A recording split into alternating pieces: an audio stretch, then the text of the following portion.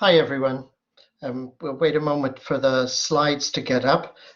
Welcome from wherever you're coming. Now, this talk is considering a key question. Well, probably more than one, but we'll start with the one. How is modern Western society constructing and deconstructing ideas about gender, sex, sexuality, and identity? Now, the key thing is, I don't know why it's doing that. It needs to stop. There are no right or wrong answers. It's important to remember that we are living in an historical period as much in flux and change as any in the past. Some of you may remember my talk about societies with more than two genders. For example, many countries now have three genders on official documents. This is not the same as being able to change your birth certificate, which is much more about biological sex. That is fundamentally, in most places, still about moving from one to another. There are still only two choices.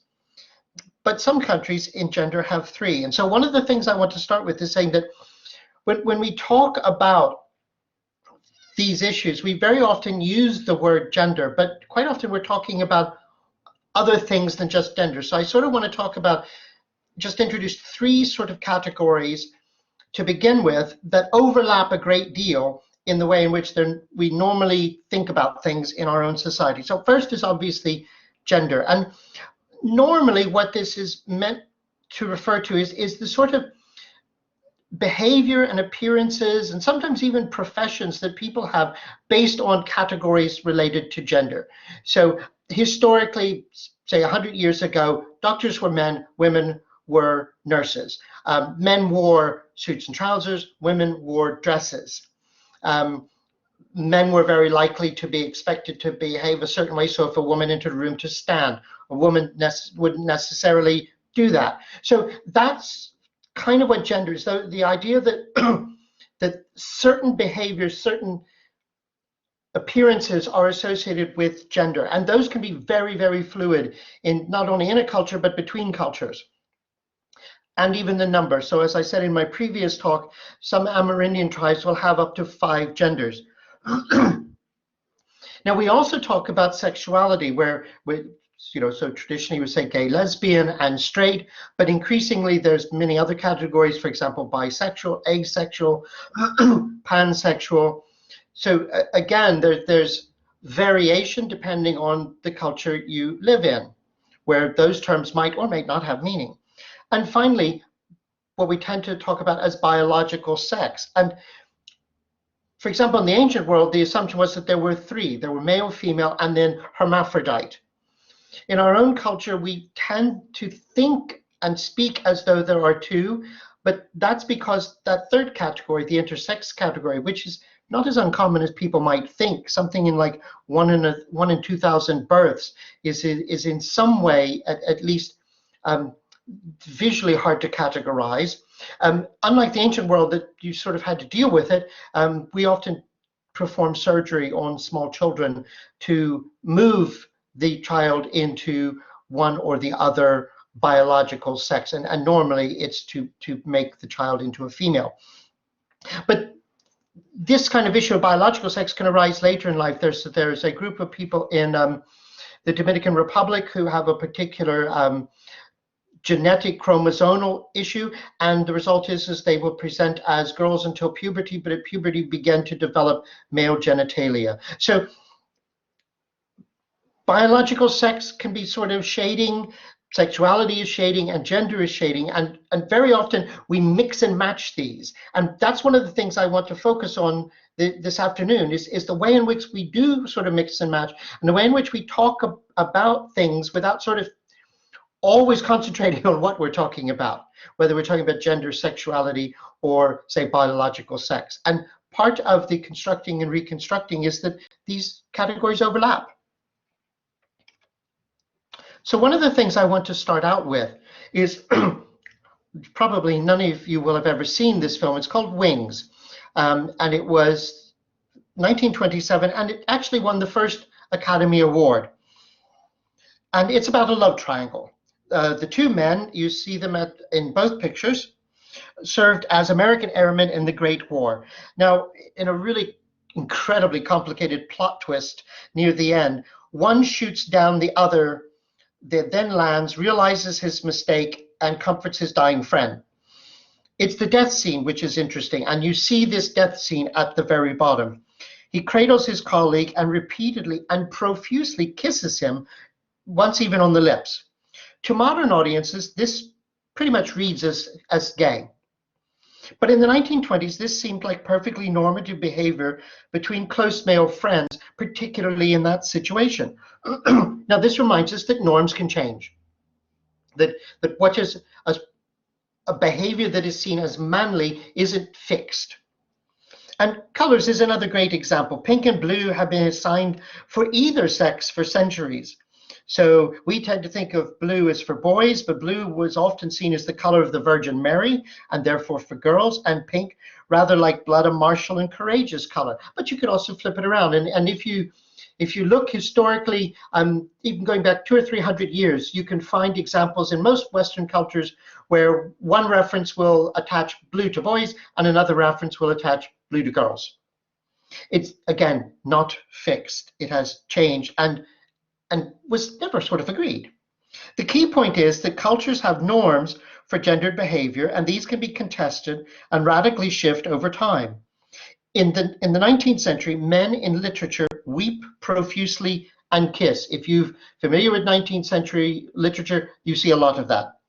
By the mid-20th century, that had changed dramatically, such that that would have been considered unmanly.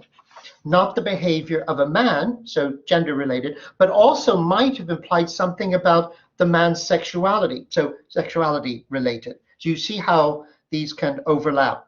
So what I want to look at now is some of the terms we use, but perhaps are maybe less likely to use now, and to get us to think about what those terms are doing in our conversation and in our society.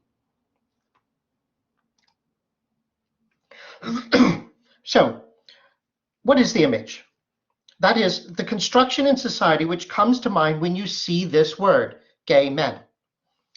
Is it this? So one might look at an actor like Mike Bomer and think, okay, to the extent that one has an image, might be. So your image might be individuals, or it might be, as in John Ingham, a type. Is this type now outmoded, but not yet obsolete or archaic? That is, does the word still conjure up as part of the image an element it actually gained in the 1700s, which is effeminacy, that wouldn't have necessarily been attached to someone who was interested in same-sex relationships prior to the 18th century. So there again, you can see change. And not only is this obviously associated with sexuality, but also with concepts of gender.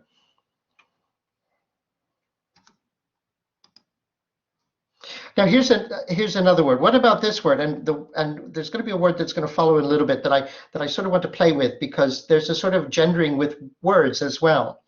So when someone says the word macho, what do you visually think about? Now, does one read it the same way if you say that Luke Evans, who is openly gay, is macho? So does macho, is it gendered? In other words, is it basically a word that you use to talk about men? Could you use it to talk about women? Does it have a sexuality? That's another question. If so, how does the reading of the word change if the image, that is the person, changes, or does it?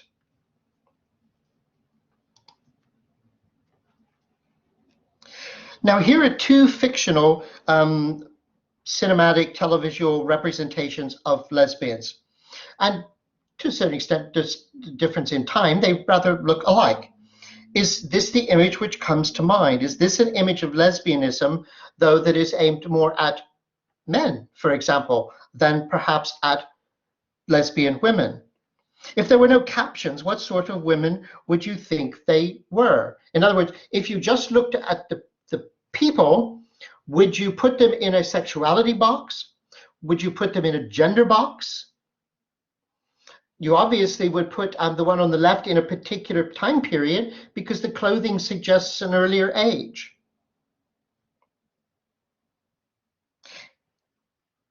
Would lesbian be a word that would spring to mind? Or put another way, if you saw just the image and no caption, what would you think the group was meant to portray? Do we need the captions to put them in a box? And effectively, that's what I'm talking about when I talk about gender, sexuality, and even to a certain extent, sex. We're talking about the boxes we tend to put people in when we look at them, when we talk about them, when we think about them, and the extent to which those boxes may not be as fixed as we always assume, and that they may vary from culture to culture. So remember I said macho, is that a word that only applies to a man? Would you talk about a macho woman, or would you be more likely then to say butch? And is butch something that you can apply to a man? Now, is the comedian Lea Delaria the image of a lesbian, or just a type of a lesbian? If she were being described, would you need additional words other than just lesbian if you were also describing the previous group of lesbians from the L word? French and Saunders are, well, actually satirizing Madonna. Is this being butch without any association with sexuality? Or are there implied ideas about sexuality as well? In other words, in the idea of concepts of gendered behavior and appearance, if you appear a certain way, so Lea Delaria is wearing what traditionally would be considered a male outfit. What is that suggesting? What do you think when you see that? French and Saunders are portraying in a way that is wearing female clothing, but as if you've ever seen the skit, also has a certain dominatrix element to it. And so there's a sort of a sexualized element there as well, but exactly what is that trying to get across? Or perhaps more importantly, are either of these images butch? And is butch the female lesbian equivalent of macho? If not, then what are the shades of difference? Are these terms confined to sexuality, or are they also a subset of gender? In other words, can you use these terms without reference to anyone's sexuality in a way that, for example, you might not, if you say someone is being effeminate, that is a comment on the gendered activity and the gendered appearance of someone that you otherwise would consider to be male. Does it have a sexuality aspect implied in the use of that particular terminology, effeminate? Now, this is a relatively new category. And we've got two women here who are frequently referred to as lipstick lesbians. What does that mean? And how is that different from the L word group or Lea Delaria? Just importantly, if the image did not have the caption, would one immediately or necessarily associate either of them with lesbians, or more interestingly, lipstick, assuming you don't know anything about them?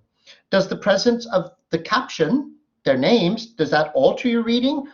Presumably only if you know who they are, or does the title at the top change things? And again, that would assume if those words meant anything to you.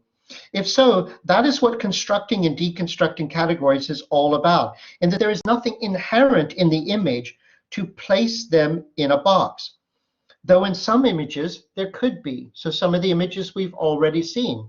Lea Delaria wearing what is traditionally male clothing, would that create a particular image? Would a particular set of terms come to your mind if you saw that? It might. This image on the other might not do that. And it's those sorts of questions that are interesting as our culture begins to see not only a breakdown, but a reshaping of ideas about gender, ideas about sexuality, and even ideas about sex. Now, this is something I always like to ask students in my class. Can a woman be a transvestite? And what does it mean if she does? Now, when Marlene Dietrich put on men's clothing in the 1930s in a film, she was clearly a transvestite. I think that's a term now that is much more a term that almost entirely is applied to men. And that's because women now regularly wear clothing that traditionally was worn by men. But is the cigar essential, for example, to make you realize that Julie Andrews is doing something here other than just making a fashion statement? In other words, she's not just wearing a white tie, white tie outfit. She's got a great big cigar. So you instantly think there's something interesting going on there. Would Ellen DeGeneres' outfit occasion any comment if it were on any other woman on a red carpet going to a premiere? If so, is the female transvestitism very time and circumstance specific? And what about this image in the middle? Now, it is an example of the work of a woman called Carola Dredemi, an Argentine. She currently is in the US as a visiting assistant professor in photography and digital media at the University of Miami in Florida. And she writes of her work, "My photographic research pursues the portrait form, inquiring into issues of cultural and political marginality. This image belongs to a series of portraits of gay women generating visibility and fighting oppression in Buenos Aires." And what's interesting is there was a documentary quite a few years ago about some women in New York who did this same sort of thing. They didn't just wear men's clothing, but they put on very high quality false beards, and in every way presented themselves as men, not just men, but as well-off businessmen. And afterwards, they were asking the women about the experience, and they all said that it was utterly eye-opening. They said it was so interesting that they could literally walk through their world and in effect not be noticed if they didn't want to be noticed, that they weren't going to be stared at, their bodies weren't going to be viewed. And so it's very interesting the way in which that suggests something about ideas about society as well. So what is cross-dressing then? What does it mean? Is it drag in the theatrical, usually humorous sense? Is it sexualized, and does it imply a sexual preference? Is there a difference between words like transvestite, drag queen? Does it matter that one image, Tony Curtis and Jack Lemmon, is in a comedy and the other is a performer who always presents this way? In other words, is Conchita Wurst doing something different than Tony Curtis and Jack Lemmon were doing in Some Like It Hot?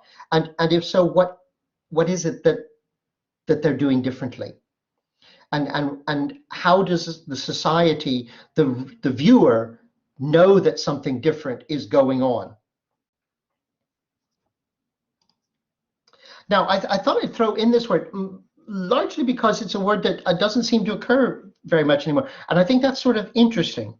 What does the word mean now, if anything? Traditionally, it's been about being clearly keen on one's appearance and happy to have a feminine side, or is that really now something covered something by androgyny? So, if you look at someone like Zac Efron or David Beckham, they seem happy to present themselves as visual objects of desire, something that historically, culturally, has been considered feminine. Is this metrosexuality? And what does it suggest about masculinity when men start caring about how they look and clearly enjoy being looked at? Something, again, that in the past would not have been seen as normative male or masculine behavior. Now, is this metrosexuality or is it androgyny? Is there a difference? If the metrosexual man is a man happy to show emotion, and interestingly enough, I don't think I've ever heard of anyone talk about a metrosexual woman. It's a man happy to show emotion, to be viewed as an object of desire, to care about his appearance, and to let it show that he cares, and in touch with his feminine side, as it's put. Then what is a female metrosexual? Is it the opposite? Is it a woman who doesn't care about her appearance? A woman who, well, it gets in touch with their masculine side, and I'm not quite even sure what that would mean. Indeed, can there be such a thing as a female metrosexual, or is this category, as it is socially constructed, inherently male? Does the category have a gender? And what of those who simply refuse, like Harry Styles, to conform to the norms? He's clearly not androgynous or indeed metrosexual.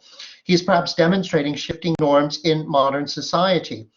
And of course, in some cultures in the past, something like metrosexual might actually have taken shape as a separate gender that people could live in. In our society, it's a word that is clearly something that some people in the category of male gender can do or be labeled as. And then, of course, Smith and Style are not the same as non-binary or trans people. This is something else altogether and raises other questions. Non-binary suggests a rejection of the male-female man-woman dichotomy, opting for more genders. Some will recall my earlier talk where I noted that some Amerindian cultures have up to 5 genders. But trans is often about moving between genders in a construction which is still largely binary. Both are newly visible realities, which are challenging how societies understand not just sexuality and gender, but even biology.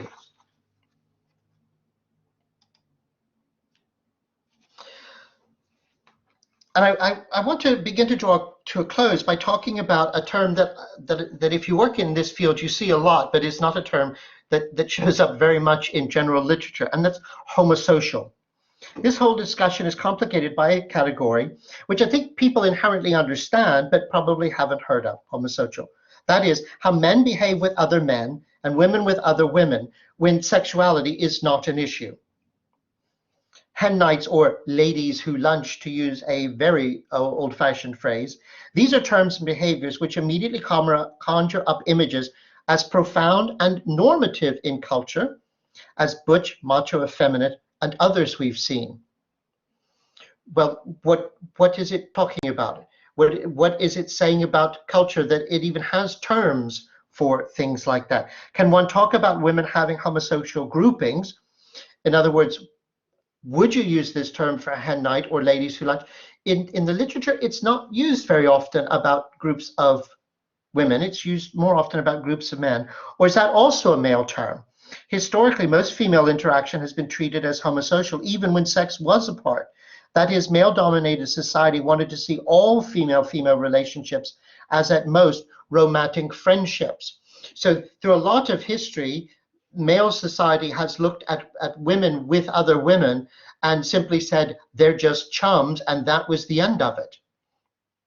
That was not exactly what would have happened if they then looked at 2 men or groups of men. They didn't always see just chums. So here we have 2 German actors kissing, and they're making a political point. This is a part of a series of posters and adverts fighting against homophobia. What is the construction you put on this image? What about a stag do?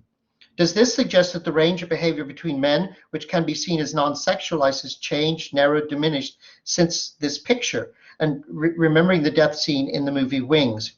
In other words, same-sex relationships, in other words, the sexualized relationships, have become more visible. Has this actually restructured male-male non-sexual interaction?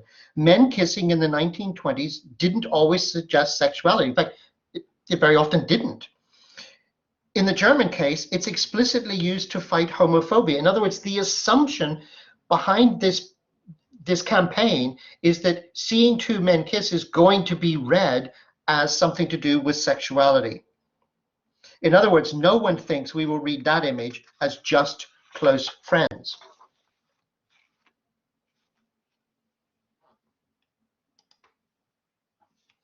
So is this metrosexuality, or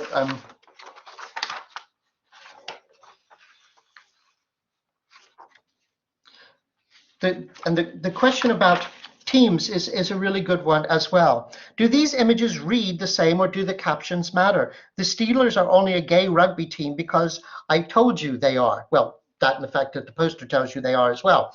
But otherwise, if you just saw a picture of them playing on the rugby field, you would think rugby team.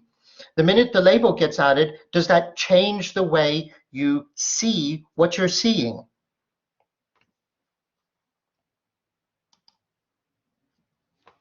If there is more to making a woman or man in the sense of the image of maleness or femaleness, then what else is a feature? What comes to mind when someone says she's a woman or he's a man? Is she's female or he's male saying something slightly different? Is feminine or masculine different? How does one make the determination, and what are the essential elements and what are the optional elements? That is, If someone is to be considered of the female or male gender, as opposed to being described biologically, what has to be there? What in our society, in the way of thinking now, this is not fixed. It is not inherent. It is alterable. But what I'm talking about is in the current construction. And is that construction now so fluid that it's actually hard to answer that question? So to what extent then is this about sex in the sense of the act of sex rather than biological sex? Also, to what extent is it about behavior, social norms, visual appearance, etc.? Historically, being a woman has been viewed in two categories, mother, wife, or sex object. How has that changed? Are women now able to exist in more categories? If so, what are they? Has the increase in female employment, especially in senior posts, changed that? Or has this just meant adding businesswoman to one of the other two categories? Or rather, has it meant women becoming businessmen? In other words, being seen as somehow in their work field, moving into a slightly differently gendered category. In the 16th and 17th centuries, the man who was a man's man, a superman, had sex with anything and anyone. Sex in that sense was about power and the ability to dominate. You would say the same thing about ancient Rome. By the 18th and 19th century, the idea of effeminacy had been added to the image. Now a man's man, who dominated other men was only really a man if that domination was non-sexual. You could literally screw men, even whole nations of men, any way possible if it was metaphorical and not ever literal. What has happened to that image? But even as the boxes have changed, expanded, contracted, one thing remains constant until very recently in the West, the dichotomy of two genders and two only. Non-binary has begun to complicate that picture in the way that trans has begun to complicate the question of biological sex. We are clearly living in a changing and even fast-changing world. It's an interesting time to be a participant and a spectator. Thank you very much.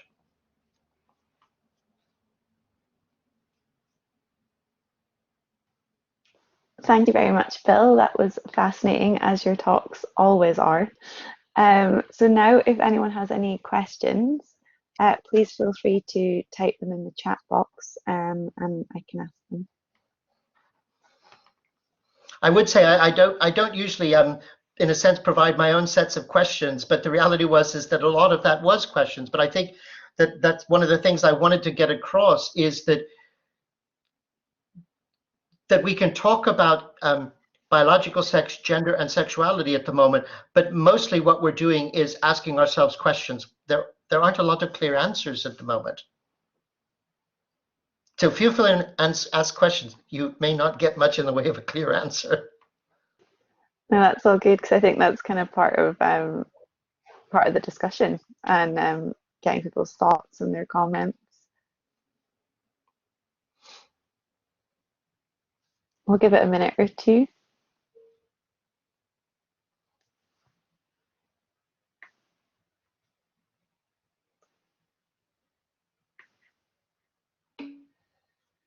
So one from Nicole.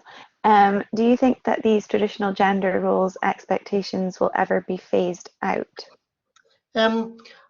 So again,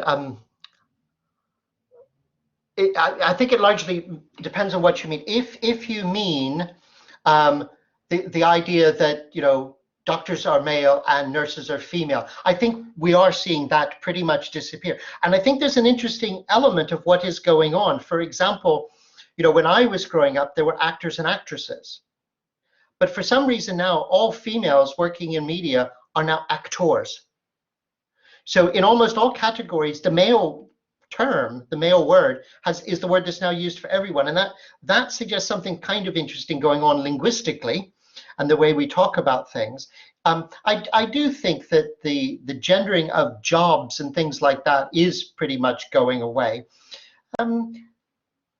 Does it necessarily mean that all of the gendered expectations? Well, I don't think much of an expectation necessarily about what what a woman might show up to work wearing in a business environment, for example. She could wear a suit, she could wear a dress. I think if a man showed up in a dress, it would still be outside the expectations. So might be, but not yet. I'm not sure that 19th century behavior was freer of gender judgment than the early 20th century. I just think it had different expectations and different norms. So it didn't seem unmanly in the 19th century for men to weep profusely, bearing in mind that women in those environments wailed. Now, a man was not expected to wail. That was what women did. But men did weep profusely. So I think it's more about how the things have shifted rather than anything else. I hadn't thought about tomboy and women could be the opposite of metrosexual. Yes, I think that's probably a really good possibility. The only question is to what extent would we use that word, for example, for an adult? So you could refer to, you know, a man in his 40s or 50s as being metrosexual. Would we use that for a woman in her 40s and 50s and call her a tomboy? Or is that a word that tends to be used for adolescents? I don't know, but I think that's a really good option. That's one I'm going to remember. I might just read out the questions just in case people aren't following the chat and they might not see them, just to kind of help them follow the kind of flow of the conversation. So our next one's also from Amanda, who says, could you elaborate in more detail about the 5 genders in Amerindians, also the Dominican girls who grow male genitalia at puberty? Yeah, so I mean, not all Amerindians have 5 genders. Quite a lot of them have 3. It seems to be Navajo and Hopi that have 5. So a lot of it has to do with expectations of certain types of activities are associated with. Men are warriors, women are do the farming in what are slightly nomadic cultures. So those tend to be gender, but it might be, for example, that some of the farming you might actually want someone physically quite strong. So they seem to carve out space in their society for someone who is, we would say, biologically male to perform the heavy lifting, and therefore it gets put in a different box, as it were. And it's that kind of thing. Third gender people very often are put in a box of, we would say, shaman or witch doctor, and largely because of the idea that they might be biologically male, but they're not interested in having sex with women, so they're not going to have families, and so they can devote themselves to religious matters. Not quite, but you see some of the same logic in making priests be celibate in the Middle Ages. The Dominican one, that's a really peculiar one. It is simply, it's traceable to a particular family, and it's a chromosomal genetic variation. And what happens, it's I can't remember the Spanish word, but it means eggs at 12. And what happens is around the age of 12, these girls have testicles. And all of a sudden they get put in a different category. And in the villages where this occurs, it's something that occurs because they're used to it occurring. I mean, it's not really common, but it's not uncommon either. So they cope with it. Oops, we're going. Yep. Okay. So our next one is cisgender, cissex, another way of saying homosocial. I wrote my doctoral thesis on the hen party, which sounds very interesting, and didn't use the term homosocial, which now I reflect on it, I possibly should have. One thing I did discover in my hen party research was that women who had both genders parties called themselves tomboys. Sheila, I'm just going to put this out there. I mean, we could be coming to you for a future event presentation, because that sounds very, very fascinating. Yeah. Well, if nothing else, thank you for introducing to me the term hag parties. I've never heard that. And I must admit, if someone had just told me that, because I work on early modern witchcraft, I wouldn't have thought it was something someone would voluntarily want to say they were having. Yes, cisgender, cissex is another way of saying it, but I think that the emphasis there is less on the sort of social activities. The homosocial, I think, and it is mostly applied to men, is the fact that quite often men have entire parts of their lives where they have enormous social importance and a lot of value to them that are entirely male. So whether it's a sports team or all the lads going to the pub or something like that on a regular basis. And it tends to be used for that. I've never understood why it couldn't be used for women, but you're right, it's not. And then, sorry, I wasn't sure if you were finished there. Yeah, so Yeah. Amanda asked, is androgyny, which was perfectly acceptable in mythological times, along with hermaphroditism and switching genders, now seen more as an aesthetic concept than gender linked in behavior terms. Yes, I mean, and it's had different terms. You know, you could say the fop in the 18th century, the what do they call them? The dandy in the 19th century, the aesthete in the late 19th, early 20th century. There have been lots of words for that. I think what is interesting is that where it differs is most of those other terms tend to be people that their culture considers to be male behaving in a certain way. Androgyny is something that could be embraced by someone that the society might label as female or male. But so I think it tends to be more aesthetic nowadays than gender linked, because we would associate it with either or both genders, I think, as a terminology. Thank you. And then Chantal asks, you had a lot of questions and association between terms and either gender of sexuality. Could the field benefit from stricter definitions, or should we go the other way and let all terms go as much as possible and stop categorization?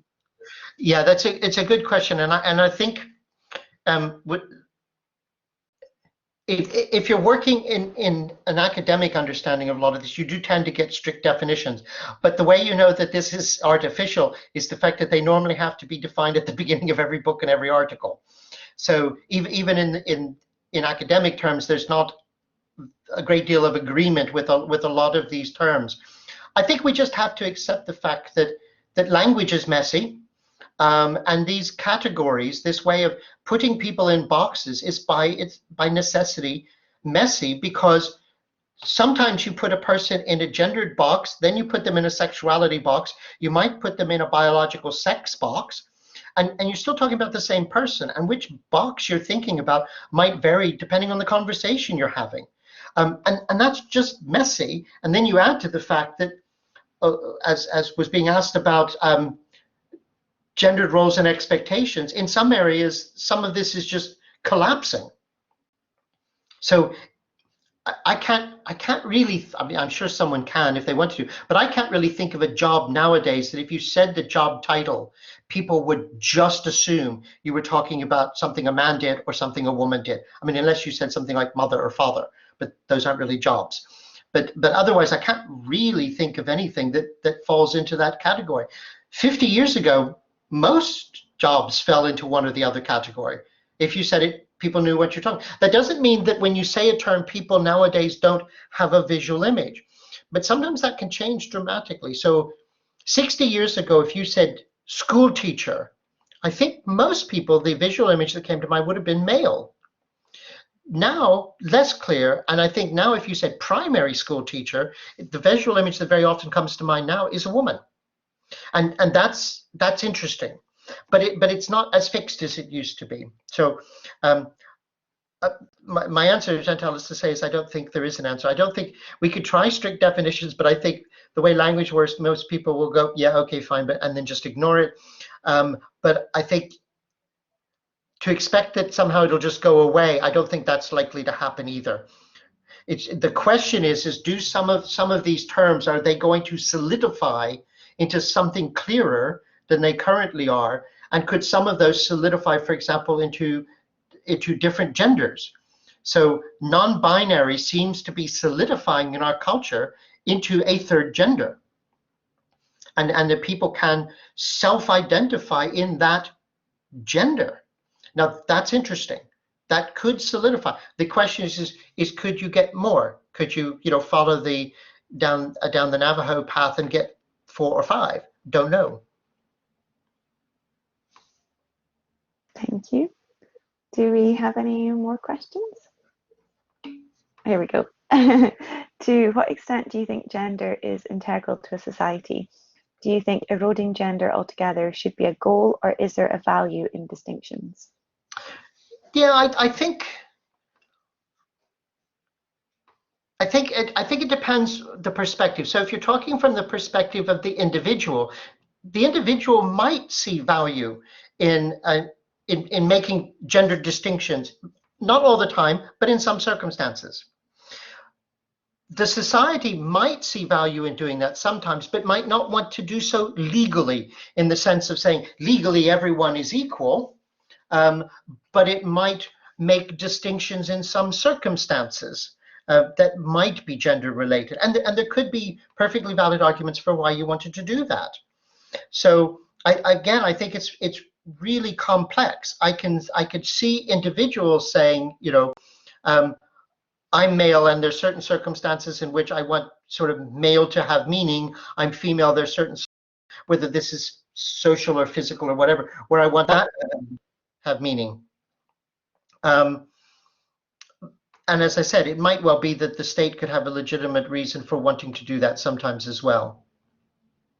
You could say the same thing about race. I mean, I haven't talked about this, but race is an artificial construct. I mean, if you had said, say, in 1600, how many races are there? I mean, most people in the period would have thought you meant sort of ethnic groups or nationalities or something like that. They wouldn't have perceived of it in the terms of European, African, and Asian. They would have just not understood that at all. So again, society might want to say those constructs don't exist at all in a legal sense, but might want to be aware of them in other circumstances. So June says, if these terms are going to solidify, how is that going to work in areas such as the prison system and areas of crime and punishment? If we are working more fluidly with sexuality, how would that affect this? Well, see, that's a very interesting question. At the moment, we separate prisoners based solely on a binary construct of gender. We don't really take into account sexuality, for example. So you don't have prisoners for gay men and straight men or bisexuals or something like that. Now, whether you would want to argue that you wanted to do that or not, that's a different question. But you're right. It could solidify to the point where you might want to have someone who people identify as non-binary, assuming they ever fell foul of this prison system, to be segregated in some way. There might be good logical reasons for that, but I think it would be something that you would have to argue, and I think it would be something that would follow much slightly further along once it becomes solidified than from the outset. Amanda writes, with terms of gender and sexuality, is there not a certain amount that is dependent on personal understanding and identification? In which case categorization and terms seem a bit redundant. They do and they don't, because yes, you're right. There is a way in which a lot of this is about self-identification, but there does seem a tendency amongst people to want to. So you could simply say, how do you describe yourself, and just simply say, well, I'm Bill Naphy. Well, yes, but I'm likely to also say, well, I'm an American, or I live in Scotland. Now, those are terms that would describe me as much as saying anything about gender or sexuality. And in the minds of the listener, they produce a kind of response. In other words, I'm putting myself in boxes by using those terms. And I think that that's quite natural. The question is to what extent do we kind of need this at a more formal official level? I'll give you a perfectly good example. It has always amazed me that on passports, they want to know my gender, but they don't want to know how tall I am. Now, I'm 5'2". Now, I would have thought if I'm standing in front of an immigration person and they've got their passport in front of me, it'd probably be more useful to them to identify me, to know my height, than my gender, really. Because someone who might look like me, who's 6 foot tall and male, I can't imagine it, but presuming that could happen, having the height would instantly say that's not me. So it's very interesting that that's the sort of identifier. I mean, I noticed that there is a distinction. So British driver's licenses, I don't think have things about hair color and eye color, but American driver's licenses very often do talk about hair color and eye color, as well as height, and sometimes weirdly weight. But then American driver's licenses you normally have to renew every 5 years, so that might be slightly more stable than over a 10-year period. Yes, you are correct. British driver's licenses do not have I didn't think eye so. color, and also I would actually start probably even less clear because I'm pretty sure mine's is a grey photo, so you can't even tell what hair or eye color I actually have. Yeah, and it's quite interesting how that kind of stuff can vary so much so there's a fascinating article I was reading about in Roman Egypt. Because of the climate there, we have lots and lots of written stuff that survives, and including lots of sort of notices about runaway slaves and trying to find them so that they can be dragged back. And of course the question arises, how do you describe a person in the ancient world? Now, in my period, you could get a health passport that would describe you so that you knew you didn't have plague or anything like that. And it doesn't talk about hair color, eye color, height, or anything. It always talks about your ethnicity. It says you're French or you're German. And very often criminal records talk about someone's clothes. So they were wearing an Italian hat. I have no idea what that means, but they were wearing an Italian hat. It obviously meant something then.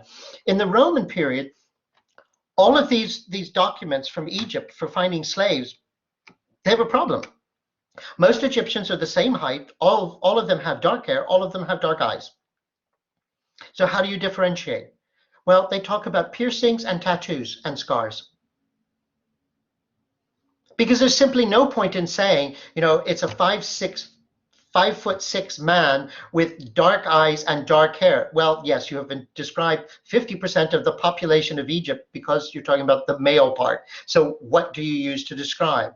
And that's in a sense where a lot of this comes in. A part of it is when you're talking about people to someone else, you use lots and lots of words, some of which are about their physicality. You might say that they have blonde hair or something like that, but sometimes they might be things about their behavior. So you might say, a bit metrosexual. And the reason you're doing that is because what you think you're doing and what you are doing is creating a visual image in the mind of your listener. That's how we talk to each other about people. So the question is how does the society construct those words that we then use to create the visual images? And what I'm suggesting is that changes regularly in cultures historically. Thank you. Do we have any more questions? I will pause a little bit because I feel like I know with our previous talks with Bill, we've kind of said, is there any more questions? We pause and then one pops in. So it wouldn't surprise me if someone's just maybe taking a minute just to think over what they would like to say.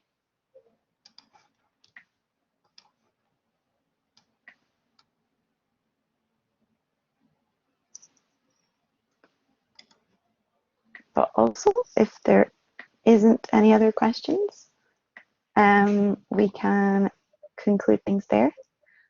I'm kind of like taking a while to say this just in case something else appears. But thank you very much, Bill. I think for many who attended our previous events, you'll know that Bill is a regular speaker, which we're delighted about. And he's kindly sent us more ideas for future talks. So I'm sure he will feature again soon. But thank you once again so much for presenting this afternoon. And thank you to everyone for joining us. I hope you've enjoyed that, and I hope we'll see you at another event soon. Thank you. Thank you, everyone. Thank you very much.